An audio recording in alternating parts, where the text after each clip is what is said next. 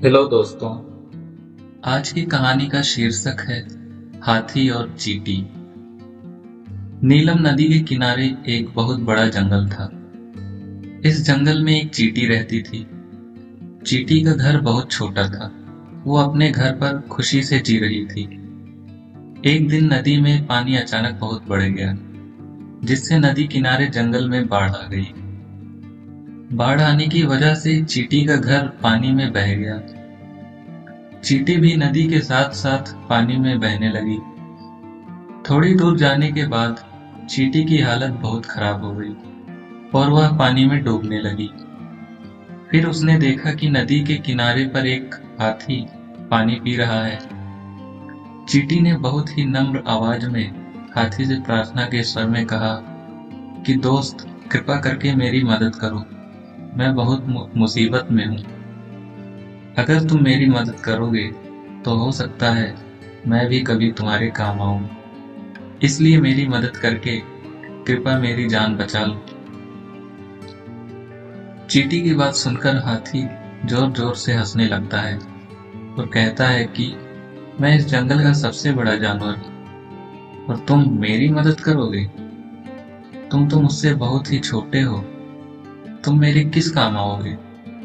हाथी की बात सुनकर चींटी फिर कहता है कि मेरी मदद कीजिए, मैं मर जाऊंगा। चींटी की बात सुनकर हाथी को उस पर दया आ जाती है और हाथी उससे कहता है कि मुझे पता है कि तुम मेरे किसी काम नहीं आओगे, लेकिन मेरा दिल बहुत बड़ा है। मैं तुम्हारी मदद कर देता हूँ। यह कहकर हाथी चींटी को अपने सूंड में उठा लेता है और उसे उठाकर किनारे पर रख देता है।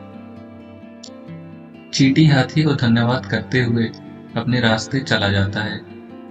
कुछ दिनों बाद जंगल में शिकारी हाथी को पकड़ने के लिए आते हैं, क्योंकि उनकी नजर हाथी के दांत पर होती है। शिकारी हाथी को पकड़कर उसका दांत लेना चाहता था, लेकिन बहुत कोशिश करने के बाद भी उसके हाथ एक भी हाथी नहीं लगा, जिसकी वजह से शिकारी ने गुस्से में आकर तालाब में जहर मिला दिया। उसने सोचा कि अगर हाथी इस पानी को पिएंगे तो वह मर जाएंगे और उनके मरने के बाद वह हाथी का दांत ले लेंगे। शिकारियों की ये गंदी चाल चींटी ने देख ली थी।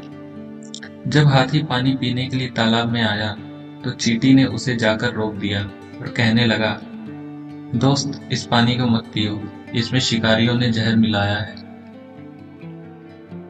चींटी की बात सुनकर हाथी को उस पर विश्वास नहीं होता है और वह तालाब की ओर बढ़ जाता है, जिस पर चींटी फिर से सामने आकर हाथी को रोकता है और उसे तालाब की मरी हुई मछलियों को दिखाता है।